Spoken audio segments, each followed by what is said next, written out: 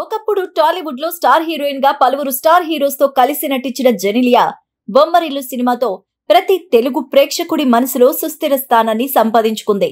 Career peaks లో ఉన్నప్పుడే రితేష్ దేశ్ముఖ్ ను ప్రేమించి పెళ్లి చేసుకుని సినిమాలకు ఇండస్ట్రీకి దూరమైంది జెనిలియా.